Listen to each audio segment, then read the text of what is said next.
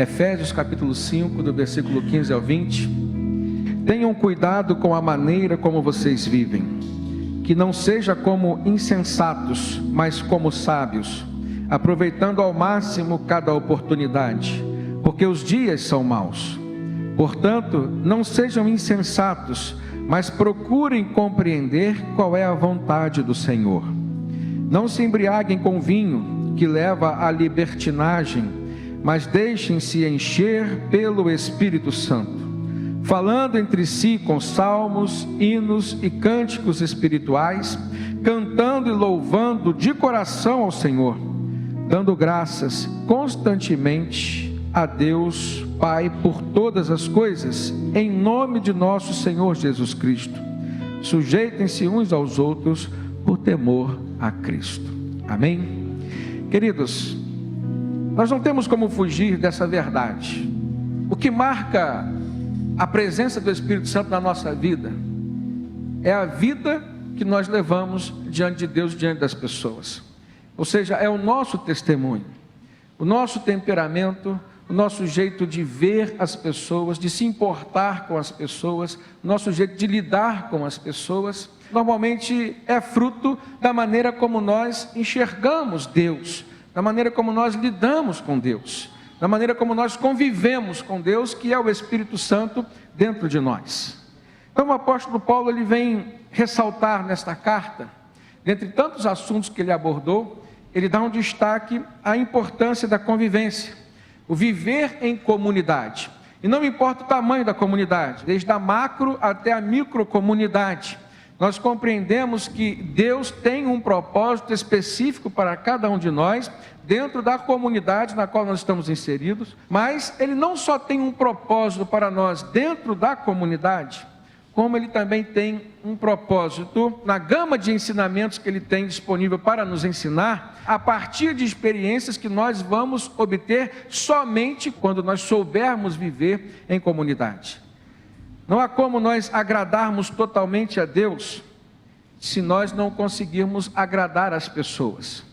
E para se viver em comunidade é necessário você saber agradar as pessoas.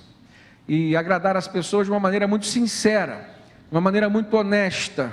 O crente precisa ser sincero e honesto, autêntico, verdadeiro em todas as suas palavras, em toda a sua conduta. É claro que em algum desses momentos, no objetivo de agradar as pessoas, para você viver em comunidade, você vai ser tentado a infringir algum princípio bíblico. É nesse momento que você precisa ter sabedoria para saber que, antes de agradar as pessoas, segundo os desejos das próprias pessoas, você precisa agradar a Deus. Porque no final, as pessoas só se agradarão verdadeiramente de você, se você for uma referência de Deus na vida delas. Ou seja, você agrada uma pessoa não só quando diz sim, mas também quando diz não. Desde que esse sim, desde que este não, venham da parte de Deus. As pessoas precisam de referência. Por isso que Jesus falou, olha, vocês são sal da terra, vocês são luz do mundo. Vocês têm um papel importante a cumprir dentro da sociedade na qual vocês vivem. Então a vida em comunidade, ela tem alguns princípios. Um deles, nós enxergamos quando Jesus resumiu os mandamentos, dizendo que nós temos que amar a Deus sobre todas as coisas e amar ao nosso próximo como a nós mesmos. Um outro princípio foi estabelecido pelo próprio Deus, lá na criação do mundo, no Éden, quando Ele olha para o homem e diz, não é bom que o homem viva só. É importante que ele então conviva com alguém. Então daí Deus então cria família, a partir da família Ele cria comunidades. Como que nós temos convivido com as pessoas? Então eu tenho aprendido, irmãos, que para cumprir esse propósito de Deus dentro das comunidades onde nós estamos inseridos, uma das coisas que nós temos que estar sempre ciente e lembrando é de que as pessoas nos decepcionam, mas não é o medo de nos decepcionarmos com as pessoas que deverá nos impedir de amá-las. Isso que o apóstolo João diz, que o verdadeiro amor lança fora todo medo. Você precisa vencer algumas barreiras para se relacionar com o coração aberto com as pessoas. É lógico que você não vai deixar de se proteger suas emoções, ter cautelas, até mesmo com os defeitos que as pessoas, que você conhece, muitas vezes estampam na sua própria personalidade. Então, à medida que você vai conhecendo as pessoas, você vai descobrindo suas virtudes, mas também os seus defeitos. E quando você descobre, você tem que ser um agente transformador, alguém usado por Deus para abençoar as pessoas, melhorar as pessoas. Então você não vai deixar de se relacionar com elas, mas você vai se relacionar dentro dos princípios cristãos e com a cautela, uma vez que foi o próprio Espírito Santo quem te discerniu. E é assim que nós temos que nos relacionar, até que se diga ao contrário, ou até que do alto a gente receba uma mensagem contrária. Se relacione, mas se relacione com algumas reservas. Mas existe alguém com quem a gente pode se relacionar sem reserva nenhuma. E esse alguém é Deus, é Jesus, o Espírito Santo dentro de nós também se relaciona conosco. Em oração é claro que você fala com Deus, você fala com Jesus, mas diariamente, irmãos, quando nós não estamos mais naquele período que a gente dedica a uma comunhão específica, ao qual nós chamamos de tempo de oração, nós temos a oportunidade de estar em plena comunhão com o Espírito Santo. E uma das coisas que Jesus nos ensinou, a não discriminar pessoas, a estar disponível a ser um elemento de transformação de vidas, para quem Deus escolher, não você escolher. Uma coisa é você se relacionar com todos, outra coisa é você compartilhar de tudo que as pessoas às vezes querem compartilhar com você. Então você pode, por exemplo, estar se relacionando com alguém, mas não está compartilhando, por exemplo, da opinião que ela tem. Você pode estar se relacionando com alguém, mas naquilo que fere os princípios cristãos você vai dizer não. E as pessoas te respeitam por isso. E quando você perceber, de uma forma muito gentil, de uma forma muito discreta, você está fazendo diferença ali naquela comunidade, é bênção para você, isso é sinal de aprovação. Então a gente precisa aceitar esses desafios. Muitas vezes, irmãos, é o nosso comportamento amoroso, gentil, compreensivo, que faz com que as pessoas percebam o agir de Deus nas nossas vidas. E a gente precisa então tomar isso como motivação, porque são várias as oportunidades que nós temos para testemunhar de maneira boa, agradável, aquilo que Deus faz conosco através de nós. Então aqui o apóstolo Paulo se dedica a falar pelo menos em 4 conselhos, que se tornarão bênção na vida das pessoas que transformarem esses conselhos em atitudes, em comportamentos. No versículo 15 ele diz: tenham cuidado com a maneira como vocês vivem, que não sejam como insensatos, mas como sábios. A dedicação que o apóstolo Paulo dá, não está tão somente na insensatez ou na sabedoria, mas ele fala a maneira como vocês vivem. Ou seja, atitudes que vocês têm, primeiramente para com Deus, e em segundo lugar, para com as pessoas que convivem com vocês. Então dê destaque a este princípio, a maneira como você vive, e reflita sobre isso. O direcionamento do apóstolo Paulo se canaliza para o comportamento social que você tem. Como que você trata as pessoas? Até que ponto as tuas palavras demonstram insensatez e até que ponto elas vêm como fonte de sabedoria para ajudar, para abençoar as pessoas que caminham com você. E insensatez, irmãos, é o mesmo que falta de bom senso, é o mesmo que falta de ponderação. A insensatez está ligada à imprudência e, de uma certa forma mais extrema, à loucura. Em Provérbios capítulo 9, versículo 6, provavelmente Salomão disse assim: deixem a insensatez e vocês terão vida, andem pelo caminho do entendimento. E não é do entendimento pessoal que você tem, é do entendimento que você constrói a nível de senso comum. Você, no relacionamento com as pessoas, sendo inspirado por Deus, vivendo segundo os princípios do Senhor, você vai ser uma fonte de sensatez, uma fonte de bom senso, para ajudar e abençoar as pessoas. Também em Provérbios capítulo 18, versículo 13, a palavra de Deus diz: quem responde antes de ouvir, comete insensatez e passa vergonha. É bem prático esse provérbio. Eu extraí um exemplo da Bíblia de alguém que foi considerado insensato, aliás, cujo próprio nome significava insensatez. Se trata de Nabal.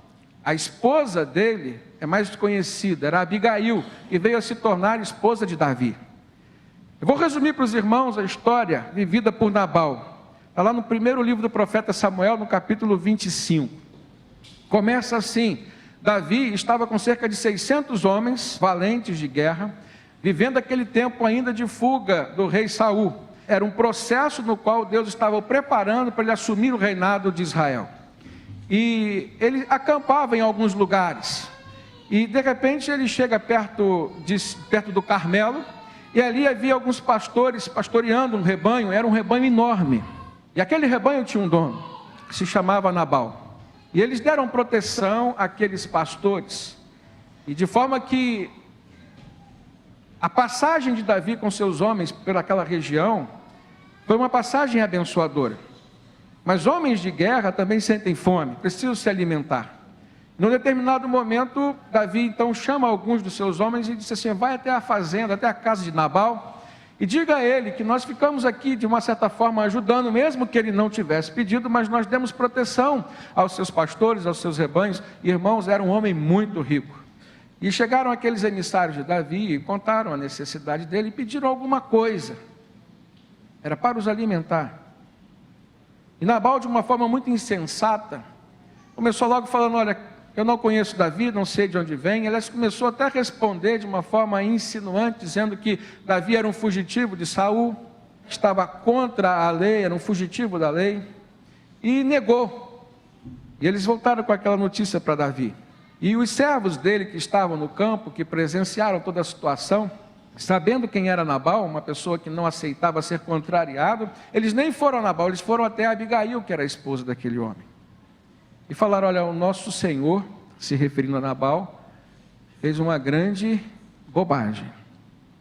Não custava nada ele tirar um pouquinho desse rebanho que ele tem e abençoar Davi e seus homens, uma vez que eles nos abençoaram. É interessante que eles, sabendo quem era Nabal, as pessoas com quem nós nos relacionamos, irmãos, elas nos conhecem, elas sabem quem nós somos. E quanto maior o grau de intimidade, maior também é o grau de conhecimento. Aqueles homens nem falaram com Nabal, eles foram até a esposa.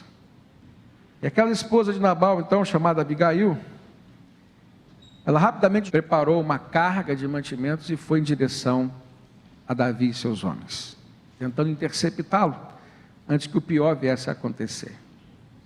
Preste atenção, 1 Samuel 25, também versículo 25, na argumentação que Abigail teve para com Davi.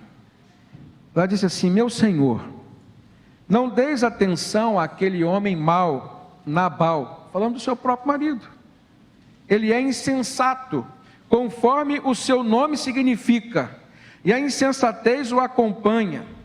Contudo, eu, a tua serva, não vi os rapazes que o meu senhor enviou, porque se eu tivesse visto, eu daria o que o Senhor pediu, como estou trazendo aqui tudo o que foi pedido. A atitude de Davi para com aquela mulher, a gente percebe que existem luzes da parte de Deus, que começam a refletir no coração, na mente das pessoas, que querem ter uma vida construindo boa convivência.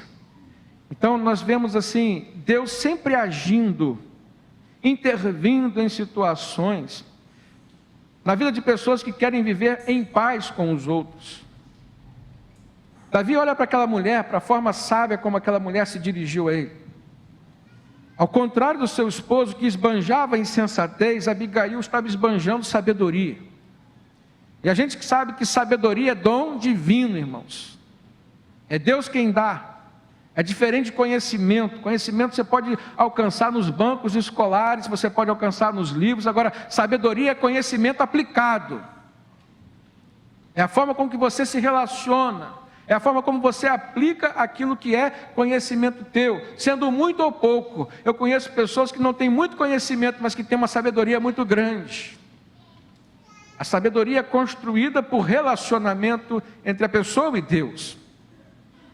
Tanto que o apóstolo Tiago disse: se alguém tem falta de sabedoria, peça ao Senhor que Ele dá com liberalidade. Davi olha a forma como aquela mulher agiu. Versículo 32, 1 Samuel 25, ele diz assim: bendito seja o Senhor, o Deus de Israel, que hoje a enviou ao meu encontro. Davi já olha assim: essa mulher é sábia, mas Deus está agindo através da vida dessa mulher. Versículo 33, ele diz: seja você abençoada pelo seu bom senso, e por evitar que eu hoje derrame sangue e me vingue com minhas próprias mãos. Davi era um homem de Deus, irmãos. Apesar de ser homem, ele era um homem de Deus.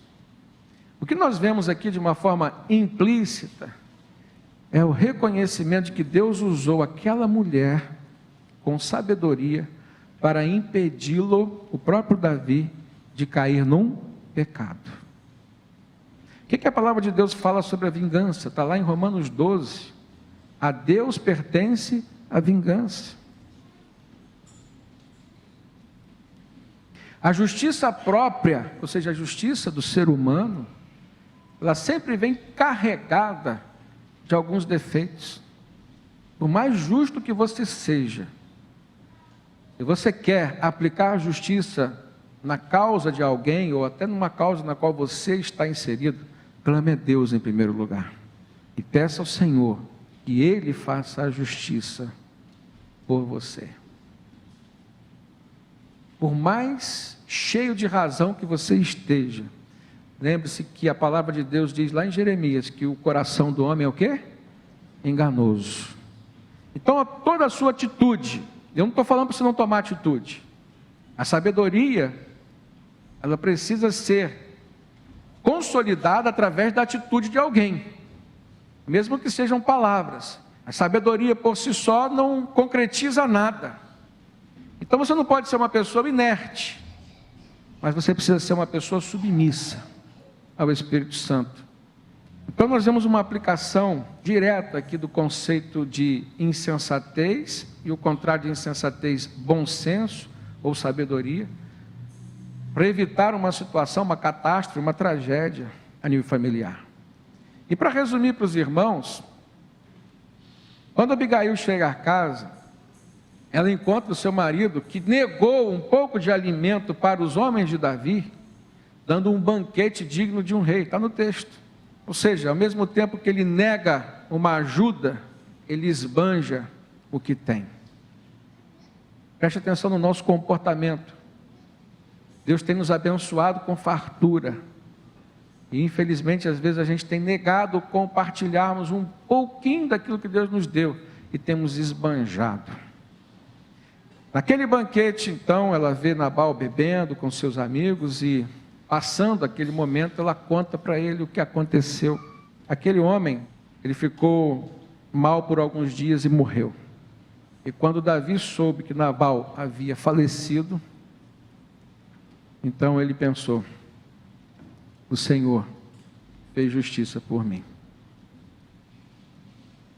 E aí ele se lembrou daquela mulher sábia, usada por Deus, ou seja, que permitiu ser usada por Deus, da maneira gentil como ela o tratou. E ele mandou convidá-la, pediu a mão daquela mulher em casamento. E Abigail veio a ser a esposa de Davi. Coisa linda, irmãos, não foi obra do acaso a maneira como terminou essa história, principalmente na vida de Abigail. Uma vez que a gente sabe que Deus sempre está disposto a recompensar os seus filhos. O segundo conselho que nós olhamos nesse texto que o apóstolo Paulo escreveu aos Efésios é não desperdiçar o tempo e aproveitar sempre as oportunidades que nós encontramos na vida. Olha o versículo 16. Aproveitando ao máximo cada oportunidade. Por quê, irmãos? Porque os dias são maus. Então o apóstolo Paulo diz: o tempo, ao mesmo tempo que pode ser o nosso amigo, pode ser o nosso grande inimigo. Eu tenho aprendido algumas frases, eu destaquei algumas para trazer para os irmãos. Com relação à oportunidade, a vida não oferece promessas, nem garantias, mas apenas possibilidades e oportunidades. Uma outra frase interessante: as oportunidades da vida nunca são desperdiçadas. Alguém vai aproveitar aquela que você perder. Grava isso. E a propósito do exemplo que eu acabei de citar, Nabal tinha uma mulher sábia em casa, uma mulher abençoada em casa, e não soube aproveitar a oportunidade que Deus tinha dado a ele de ser feliz com ela. Com certeza ele tratava não só os seus empregados com insensatez, como todas as pessoas, como a sua própria esposa, porque o testemunho que ela deu diante de Davi acerca do seu marido é que ele era um homem super insensato. Ele perdeu aquela oportunidade, e quando Davi ficou sabendo, a primeira coisa que ele fez foi aproveitar a oportunidade. Então as oportunidades, irmãos, elas nunca serão desperdiçadas. Alguém vai aproveitar aquela que nós perdemos. E com relação ao tempo, não podemos desperdiçar as oportunidades, nem tampouco o tempo. Benjamin Franklin, foi ele quem disse aquela frase que tempo é dinheiro. Todos nós praticamente conhecemos. E na vida, a gente parece que já cresce com esse conceito. A gente precisa ganhar tempo, porque tempo é dinheiro. Mas na Bíblia é diferente. No reino espiritual é diferente. No reino espiritual, tempo não é dinheiro. Tempo é oportunidade para você ganhar uma vida para o Senhor. Então, quando o apóstolo Paulo fala, aproveitando ao máximo cada oportunidade, em outras versões, remindo o tempo, porque os dias são maus. Você não vai ter sempre as oportunidades que você tem todos os dias. Então aproveite. E eu paro aqui para pontuar com os irmãos. A gente tem refletido sobre as oportunidades, aquelas que Deus já nos concedeu e aquela que Ele tem nos concedido. Eu tenho certeza que nós temos desperdiçado muitas oportunidades. Eu quero dizer uma coisa para os irmãos como conselho pessoal. Existe uma coisa que eu aprendi na vida cristã, e que se a gente colocar em prática, é algo muito simples, mas vai surtir um efeito maravilhoso para nós. A gente precisa orar, e normalmente quando a gente acorda, e tem um dia inteiro para viver, a gente precisa pedir a Deus oportunidades. Mas a oportunidade principal, não é aquela que vai levar você a conquistar o que você deseja. Mas peça primeiramente a Deus a oportunidade de servi-lo. E aí não importa onde você estiver, não importa a forma como você vai passar o seu dia, você vai encontrar oportunidade para ser bênção na vida de alguém, oportunidade para ganhar uma alma para Jesus, mesmo que o seu dia não seja muito bom. Sempre há uma oportunidade. E se não tiver, peça a Deus que Ele vai construir para você uma oportunidade de você ter uma experiência para poder servi-lo, sendo bênção na vida de alguém. Comece pela tua casa e vai extrapolando os limites do seu relacionamento. Se Benjamin Franklin disse que tempo é dinheiro, Jesus disse que tempo é oportunidade. João capítulo 9, versículo 4, ele disse: olha, enquanto é dia, nós precisamos fazer a obra do meu Pai que está nos céus, porque a noite se aproxima, quando ninguém mais pode trabalhar. Jesus falando. O apóstolo Paulo também falou sobre aproveitar as oportunidades e não desperdiçar o tempo. Segunda carta de Paulo a Timóteo, capítulo 4, versículo 2, ele diz para Timóteo: pregue a palavra insta a tempo e fora de tempo.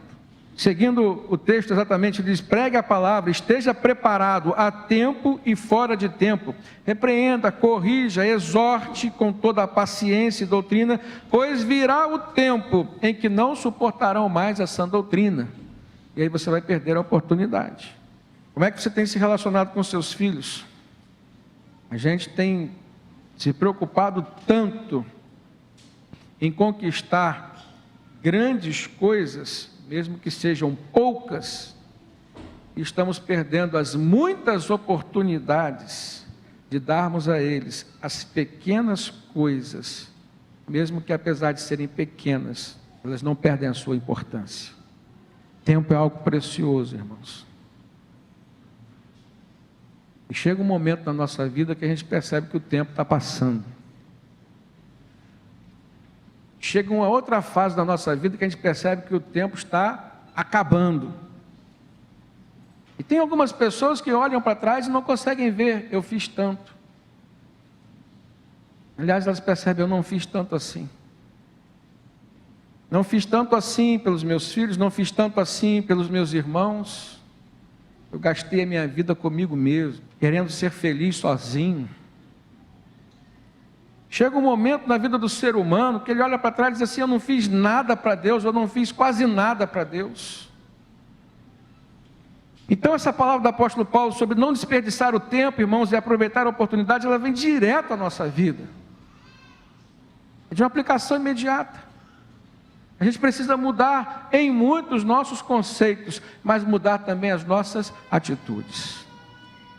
Terceiro conselho, compreender e fazer a vontade do Senhor. Esse é o mais importante, olha só no versículo 17. Portanto, não sejam insensatos, mas procurem compreender qual é a vontade do Senhor. Em Mateus capítulo 7, versículo 21, Jesus disse, nem todo aquele que me diz Senhor, Senhor entrará no reino dos céus, mas aquele que faz a vontade do meu Pai que está nos céus. E qual o contexto no qual Jesus disse essa palavra? No versículo 22 ele diz, muitos me dirão naquele dia, Senhor, Senhor, não profetizamos nós em Teu nome não expulsamos demônios, não realizamos muitos milagres? Aí Jesus fala, então lhes direi claramente, nunca os conheci, afastem-se de mim vocês que praticam o mal. Portanto, quem ouve estas minhas palavras e as pratica, é como um homem prudente que construiu a sua casa sobre a rocha. Mais uma vez a gente vê aqui, o que Paulo usou com jogo de palavras, insensatez e sabedoria, insensatez e prudência, aqui é Jesus quem está usando. O que ouve estas minhas palavras e as pratica é como um homem prudente que construiu a sua casa sobre a rocha. E ele diz, caiu a chuva, transbordaram os rios, sopraram os ventos, deram contra aquela casa e ela não caiu, porque tinha os seus alicerces sobre a rocha. Mas quem ouve essas minhas palavras e não as pratica, é como o insensato que construiu a sua casa sobre a areia. Ele continua dizendo, vieram os ventos, as tempestades, bateram com ímpeto contra aquela casa e ela caiu. De uma certa forma, o que o apóstolo Paulo está nos mostrando, eu vou ler para os irmãos, versículo 15, tenham cuidado com a maneira como vocês vivem, que não seja como insensatos, ou seja, a maneira que vocês vivem, que não seja uma maneira como insensatos, mas como sábios, aproveitando ao máximo cada oportunidade, porque os dias são maus. Portanto, não sejam insensatos, mas procurem compreender qual é a vontade do Senhor. A maior insensatez do ser humano é não compreender ou não procurar compreender qual é a vontade do Senhor. É isso que o apóstolo Paulo está dizendo. É isso que Jesus falou. O insensato é aquele que ouve as palavras de Deus e não as pratica. Qual é o exemplo que você tem dado aos seus filhos dentro da sua casa? Qual é o exemplo? É maravilhoso, irmãos, a gente como filho, poder ter referência dos nossos pais. E assim a gente precisa, irmão, você vai dizer, mas meus pais não eram cristãos, eu fui conhecer Cristo já sozinho, mas seja você então um exemplo. Construa um legado espiritual para deixar para quem vem depois de você. O apóstolo Paulo, em Romanos capítulo 12, no versículo 2, ele diz, não vos conformeis com esse mundo, mas transformai-vos pela renovação da vossa mente, para que experimenteis qual seja a boa, perfeita e agradável vontade de Deus. Mais uma vez Paulo fala sobre a vontade de Deus. E se Jesus diz que é insensatez você não fazer a vontade de Deus, o apóstolo Paulo está dizendo, olha, você pode experimentar e é bom, mas o princípio está na inconformação tua, o princípio está em você, é você que não pode se conformar com as coisas desse mundo. É você que tem que buscar essa renovação da sua mente, essa transformação, uma transformação que começa dentro de você, mas que começa a extravasar, começa a alcançar as pessoas. É isso que é ser sal, é isso que é ser luz. Quando você é luz, você leva iluminação para quem está nas trevas. Ou seja, ao redor de quem é luz, irmãos, não existe trevas. Mas à medida que você vai se afastando da luz, as trevas vão tomando conta. Não tem como você pegar aquela parte do alimento onde o sal foi colocado, mesmo que ele não tenha sido distribuído no alimento todo, você vai naquela parte ali, você coloca a sua língua, você vai saber, tem sal aqui, faz diferença. Comece a procurar pessoas no seu relacionamento que possam fazer diferença positiva na sua vida. Vai ser muito mais fácil para você conviver, ensinar e aprender. A sabedoria está no coração de quem também procura ambientes nos quais ele vai poder aprender. É importante e nos faz bem estarmos em ambientes nos quais nós influenciamos positivamente, nos quais nós ensinamos. Mas é fundamental na vida do ser humano que quer continuar amadurecendo espiritualmente, crescendo espiritualmente, que ele procura ambientes nos quais ele vai crescer, ele vai aprender. Aí eu pergunto para os irmãos, nós temos buscado momentos e ambientes assim? A gente pode procurar e a gente é responsável por construir esses momentos de aprendizado na nossa vida. Por último, encher-se do Espírito Santo. Versículo 18, Paulo conclui dizendo: não se embriaguem com o vinho que leva à libertinagem, mas deixem-se encher pelo Espírito. E aqui é o Espírito Santo de Deus. E Paulo diz como. Você poderia se perguntar, como vou me encher do Espírito Santo? Primeiro você precisa ter, é em Jesus que você tem o Espírito Santo. Agora, se encher do Espírito Santo é atitude tua. No versículo 19, Paulo diz, você vai fazer isso, falando entre si com salmos, hinos e cânticos espirituais, cantando e louvando de coração ao Senhor, e mais, dando graças constantemente a Deus Pai, por todas as coisas, em nome do nosso Senhor, Jesus Cristo. Amém? 3 maneiras da gente se encher do Espírito Santo: falando com salmos, hinos e cânticos espirituais. 2, cantando e louvando de coração ao Senhor, de coração, não é de qualquer forma.